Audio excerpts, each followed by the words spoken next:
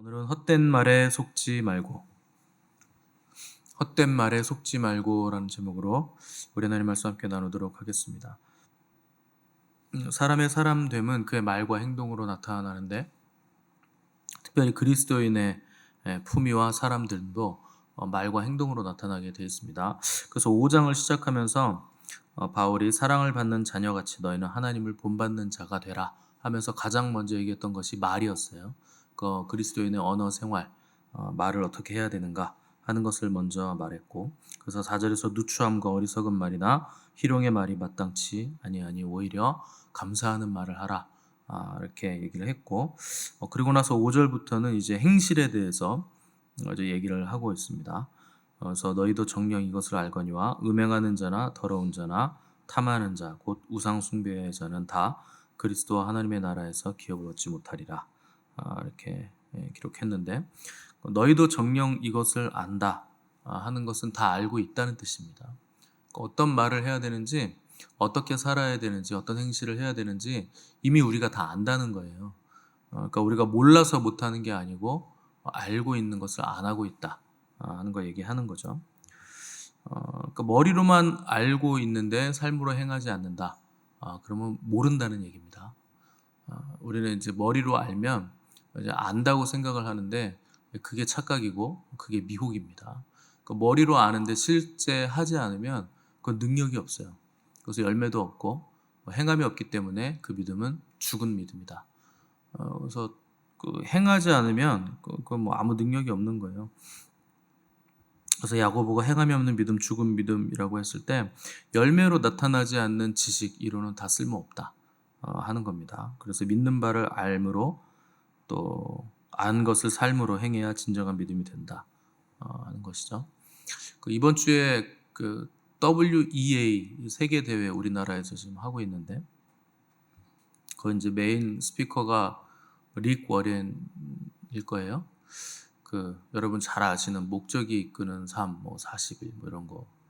이제 누가 그거 가지고 들어왔냐면 목적이 이끄는 삶, 오정현 목사가 가지고 들어온 거예요. 목적이 이끄는 삶 여러분도 해보셨나요? 별거 없습니다. 아무 내용도 없어요. 다 아는 거. 그냥 40일로 이렇게 쪼개가지고 목적이 우리를 이끌어 가야 된다. 그럼 뭐 사명이 이끌어가고 목적이 이끌어가고 하나님의 말씀이 이끌어가지. 뭐가 이끌어갑니까? 근데 리 워렌 목사가 주장하는 게 뭐냐면 크리슬람이에요. 그래서 이슬람, 카톨릭, 기독교가 믿는 하나님은 하나다. 그래서 이제 그리스도교와 이슬람과 카톨릭을 묶은 겁니다. 그래서 크리슬람이라고 하는 새로운 종교를 주장하는 건데, 기독교는 십자가에 달려서 우리 죄를 사해 주신 예수 그리스도를 믿는 겁니다. 크리슬람 뭐 이런 건 말도 안 되는 거예요. 그래서 사랑의 교회가 주체가 돼서 통합교단이죠, 사랑의 교회가. 근데 통합교단에 있는 목사들조차도 문제가 많다, 잘못됐다 이렇게 얘기가 많이 나오는데, 입으로만 문제가 많다고 하면 뭐합니까? 여전히 그 교단 안에 있으면서 배도한 교단 얘기를 해도 어떤 분들은 뭐 저항하고 어떤 분들은 맞는 말이다 이렇게 하는데 거기서 나오지는 않습니다. 그 교단에서 안 나와요. 왜 그러냐? 머리로는 아는데 내가 거기에 기득권이 있으니까 나오지는 못하겠다는 거예요. 그리고 교단에서 탈퇴하는 게 뭐 그렇게 쉽게 될 수 있는 게 아니죠. 결단하는 게 그렇게 쉬운 게 아닙니다. 뭐 교인들 때문에 그러냐? 아닙니다. 교인들은 교단 상관없어요. 여러분들 우리가 교단 없다고 신앙생활 하는데 지장이 있어요? 없어요. 교단에서 나오지 못하는 이유는 전부 다 목사들의 욕심입니다. 교단주의, 그리고 자기의 기득권, 또 자기가 받아야 될 연금, 또 한 자리, 뭐 정치 이런 것들이 묶여있기 때문에 못 나오는 거지, 성도들은 아무 상관없습니다. 근데 아무리 WCC와 WEA 또 배도에 대해서 얘기를 해도 안 나와요. 머리로만 알고 행하지 않기 때문에, 그럼 거기에 있으면 미혹받고 그 미혹의 함정에 이제 빠지는 거죠. 그래서 야고보가 뭐라 그랬느냐? 믿음이 그의 행함과 함께 일하고 행함으로 온전케 되었느니라. 믿음이 있으면 그거 행해야 된다는 거예요. 행하지 않으면 온전한 믿음이 아니다. 그래서 행함으로 온전케 되었느니라. 행하지 않으면 온전한 믿음 아니고 죽은 믿음이라는 거죠. 그래서 믿음이 뿌리라면 행함은 열매입니다. 뿌리만 있어서는 소용없고 열매만 따로 나는 건 없어요. 믿음의 뿌리에서는 행함의 열매가 반드시 나와야 한 그루의 나무가 되는 거죠. 그래서 우리가 무엇보다 먼저 알아야 될 거 하나님을 먼저 알아야 돼요. 가장 먼저 시급하게 우리가 알아야 될 것은 하나님이 누구이신가. 하나님을 모르기 때문에 하나님의 마음도 모르고 하나님의 마음을 모르기 때문에 뭐 배도 하고 있는데도 거기서 안 나오는 거예요. 하나님이 그걸 얼마나 가증하게 여기시고 미워하시는지 모르기 때문에 하나님이 미워하는 거기에 앉아 있는 겁니다. 그러면 나중에는 자기도 하나님 미움 받는데 그래도 안 나옵니다. 그러니까 여러분들은 훌륭한 목사 만나가지고 훌륭한 성도 된 거예요. 우리는 바로 빠져나왔잖아요. 제가 훌륭하다는 얘기를 드리는 게 아니고 하나님을 알면 거기 남아있을 수가 없어요. 하나님이 어떤 분이시고 하나님이 뭘 싫어하시고 가증히 여기시고 그 전부 다 우상 숭배인데 하나님이 우상을 얼마나 미워하시고 가증히 여기시는데 거기 들어가 앉아 있습니까? 그러니까 사람들이요 하나님도 모르고 하나님이 어떤 분이신지도 모르는 거예요. 지금이 어느 때인지도 모르는 겁니다. 그러니까 세상에 법이 있고 교회도 교회 법이 있지만 세상의 법이 교회 법을 우선한다고 우기는 거예요. 그 세상 법이 이러니까 우리는 세상 법을 지켜야 돼. 아닙니다. 하나님의 법을 지켜야 됩니다. 세상이 먼저가 아니고 교회가 먼저고 세상 법이 먼저가 아니고 하나님의 법이 먼저예요. 여러분 세상 법 잘 지킨다고 천국 가는 거 아니에요. 하나님의 법을 잘 지키셔야 돼요. 그래서 하나님은 가나안 땅 족속 남녀노소를 불문하고 싹 다 죽여라 그럽니다. 그러면 이제 우리는 또 자기 의가 또 강해져가지고 너무 잔인하다. 왜 애들이 무슨 잘못이냐? 왜 남녀노소를 불문하고 다 죽이냐? 뭐 이런 소리들을 하시는데 그거 뭘 몰라서 그러는 겁니다. 암세포가 어리다고 자라나면은 암세포가 아닙니까? 어리면 암세포가 아니에요. 자라나면 결국 다 암세포예요. 그러니까 하나님은 암적인 존재들을 없애라는 거예요. 완전히 박멸해야 된다. 죄를 완전히 박멸하라는 거죠. 우리는 하나님보다 더 고상하셔가지고 다들 하나님이 얘기한 것도 잘못됐다 그래요. 우리가 고상해야 되고 세상 사람들에게 고상함으로 본을 보여야 되고 상처 주지 않아야 되고 근사한 사람 되기를 원해가지고 하나님도 무시합니다. 하나님이 하라 그런 것까지 안 하는 거예요. 하나님보다 더 높이 올라가 있고 더 고상한 자리에 가 있는 거죠. 그게 하나님을 모른다는 겁니다. 그래서 우리가 먼저는 하나님을 잘 아셔야 되고 하나님과 그분의 뜻과 그분의 속성과 성품을 우리가 잘 알아야 돼요. 하나님을 알지 못하면 사람도 알지 못해요. 지으신 분을 알지 못하는데 피조물을 우리가 어떻게 합니까? 그래서 반드시 먼저 하나님을 잘 알아야 된다. 우리가 하나님을 알 수 있는 가장 근본적인 방법이 뭐냐? 하나님의 말씀으로 하나님을 아는 거예요. 우리가 어떤 사람을 알려면 그 사람하고 대화해보면 알죠? 몇 마디 해보면 금방 압니다. 이 사람 이상한데? 반응이 영 이상한데? 금방 알아요. 대화해보면 안다. 그의 말을 들어보면 안다. 하나님의 말씀을 들어보면 우리가 하나님을 어떤 분인지 잘 알 수 있다는 거죠. 그래서 가장 근본적인 방법은 그분의 계명과 그분의 말씀에 대해서 우리가 잘 듣고 잘 공부하는 거, 아는 거. 그게 가장 빠른 방법이죠. 하나님 말씀 잘 들으면 하나님이 주시는 복을 받을 수 있습니다. 심플한 거예요.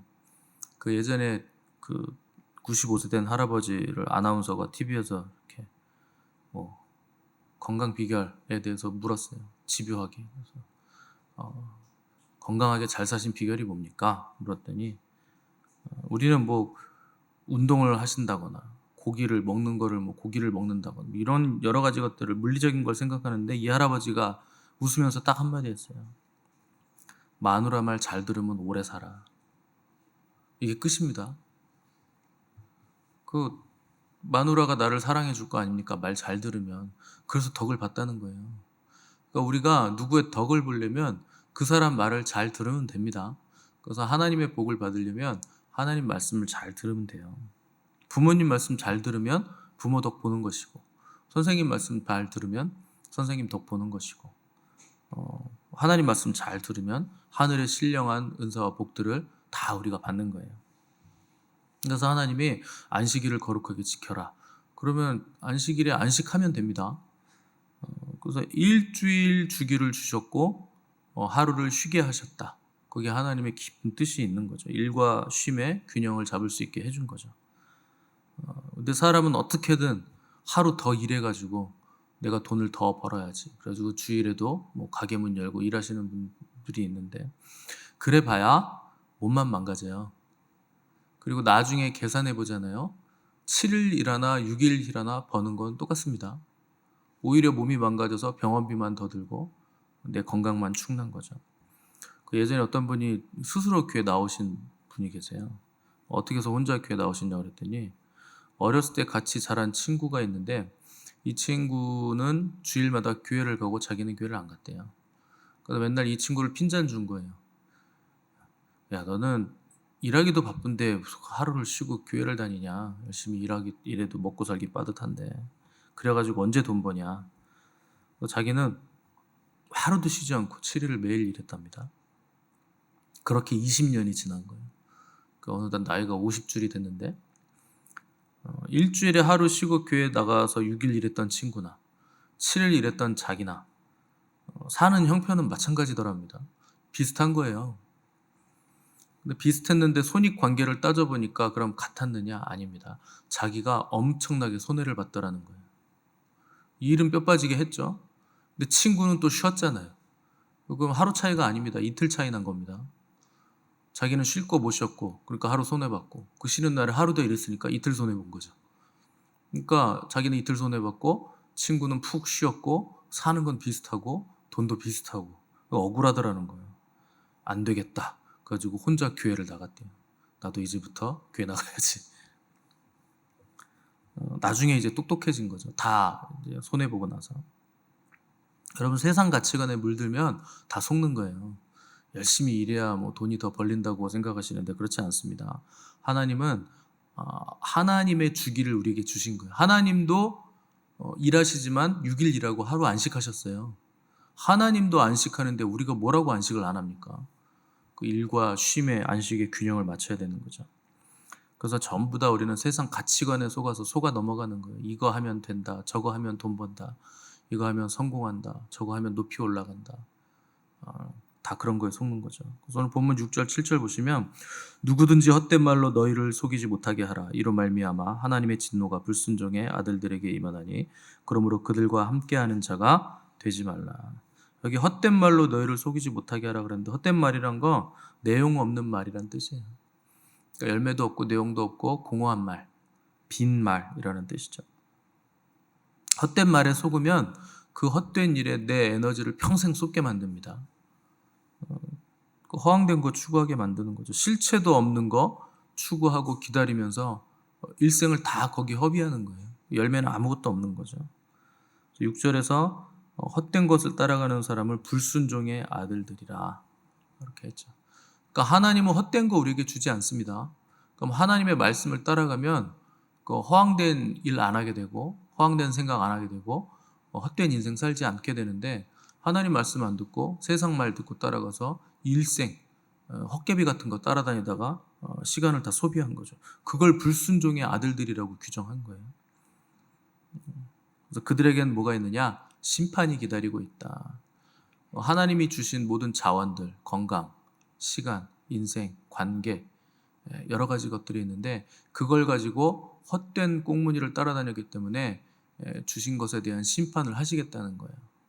그래서 주님 앞에 가면 주님 물어보는 거 하나죠. 너는 뭐 하다 왔느냐? 내가 너에게 많은 거 줬는데 그걸로 뭘 하다 왔느냐? 그거 물으실 겁니다. 뭐 이렇게 하나님 앞에 당당하게 주님 위해서 저 이거 하다 왔어요. 할 게 있어야 되는데 평생 헛된 가치관, 헛된 거 꽁무니 따라온 사람들은 쥐구멍에라도 들어가고 싶어지는 거예요. 그게 심판인 거죠. 부끄러움 당하는 것 자체가 우리에게 심판입니다. 그래서 그리스도인들은 그 눈앞의 걸 따라다니면 안 되고 영원한 가치를 따라다니셔야 돼요. 헛된 거라는 거는 영원성이 없다는 뜻입니다. 영원하지 않은데 계속 그걸 추구했다. 그 현실을 열심히 사는 게 잘못됐다는 게 아니라 현실에만 매몰되는 게 잘못됐다는 거예요. 영원한 것을 따라가지 않은 거. 그래서 우리가 복음을 처음 받아들였을 때 뭐 생각나시는지 모르겠지만 복음을 딱 받아들이면 헛된 욕망들이 다 사라집니다. 그게 복음의 능력이에요. 헛된 것을 추구하지 않게 만드는 거. 영원한 가치를 추구하게 만드는 거. 근데 시간이 지나니까 그 헛된 욕망들이 이제 스물스물 올라오는 거죠. 그래서 영원한 가치를 놓치게 만드는 그것들을 주의하라 하는 겁니다. 7절에서 바울은 불순종의 아들들과 함께하는 자가 되지 말라 이렇게 경고하고 있는데, 그러니까 한마디로 그냥 친구 잘 사귀라는 거예요. 내 옆에 헛된 사람 두지 말라는 거예요. 사람을 잘 둬라. 가장 좋은 친구는 우리 주님이시죠. 그래서 주님과의 사귐이 있는 시간을 가지는 게 잘 사는 겁니다. 그래서 하나님 앞에 앉아 있는 게, 여러분 뭐 바빠가지고 이것도 해야 되고 저것도 해야 되고 이렇게 할 시간이 잘 없는 것처럼 생각이 되겠지만, 그래도 그 시간만 남아요. 결국 우리에게 남는 시간은 하나님 앞에 앉아 있는 시간, 그분과 동행한 시간만 가치 있는 시간으로 남는 겁니다. 그래서 주님이 우리의 가장 좋은 친구가 되어 주셔야 돼요. 아무나 친구라고 불러주시지 않습니다. 그 친구는 깊은 사귐이 있는 관계를 친구라 그러는 거지, 그냥 뭐 사귐도 없고 만나지도 않았는데 주님이 나의 친구예요. 그 찬양 집회하는데, 젊은 친구들 모이는 찬양 집회하는데 가보면요, 맨 길길이 뛰면서 나는 주의 친구라고 노래합니다. 주님 한번 본 적도 없으면서, 사귐을 가지지도 않으면서 무슨 친구예요. 그러니까 주님 앞에 앉아있고 그분과 사귐을 갖는 그 사람이 주님의 친구예요. 그래서 주님은 친구를 위하여 자기 목숨을 줄 수 있으면 그보다 더 큰 사랑이 없다. 그러니까 주님은 우리를 위해서 자기 목숨을 주신 친구죠. 그래서 가장 좋으신 친구가 우리 주님이시죠. 그래서 인간 친구들하고 몰려다니는 것보다 주님 앞에 홀로 앉아있는 게 가장 좋은 겁니다.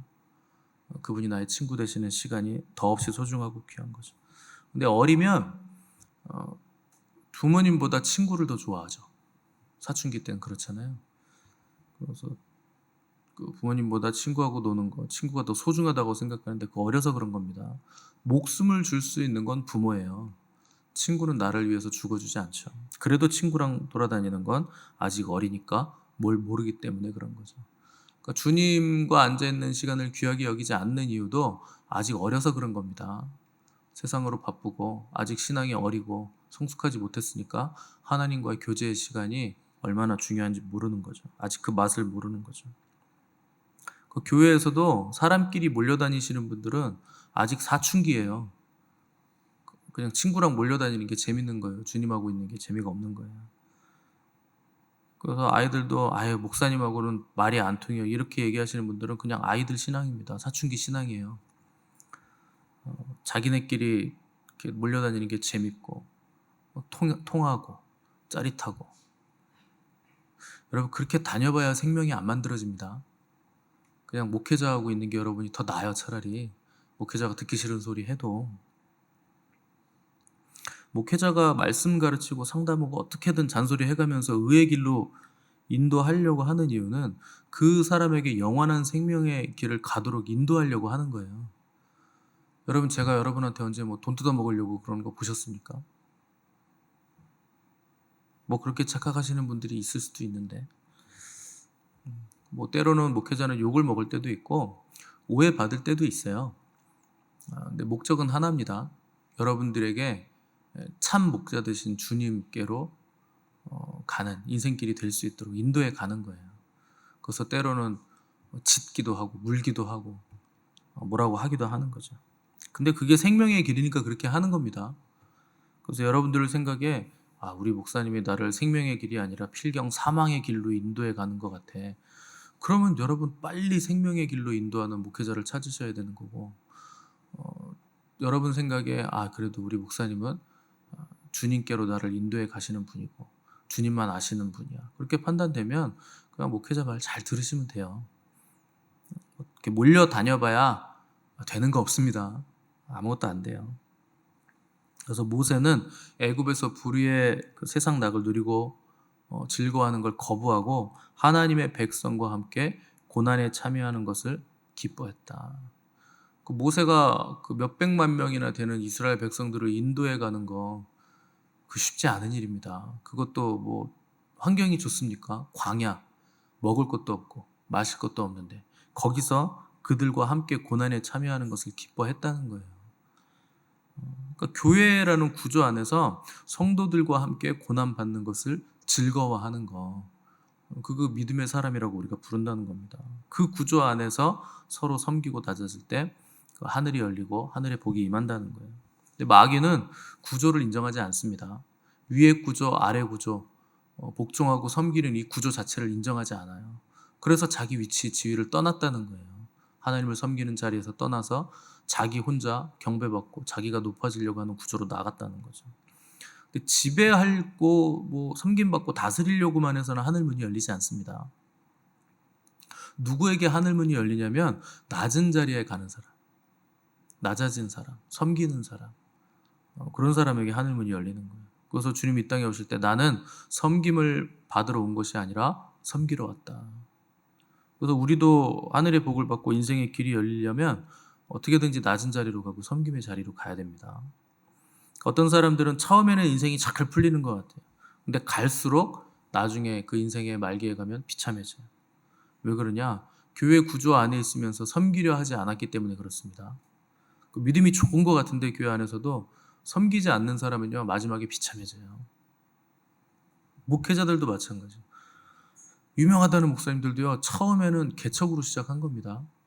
그때는 이제 우리나라에 복음이 들어온 지 얼마 안 됐기 때문에 그냥 텐트 치고 십자가 꽂으면 사람들이 모였어요. 못 살 때였기 때문에 그때는 목사님들이 다 순수하게 시작한 거예요. 하나님만 의지하고 순수하게 가난한 자들 섬기고 그래서 막 그냥 기도하면 병이 낫고 막 치유가 일어나고 막 그랬습니다.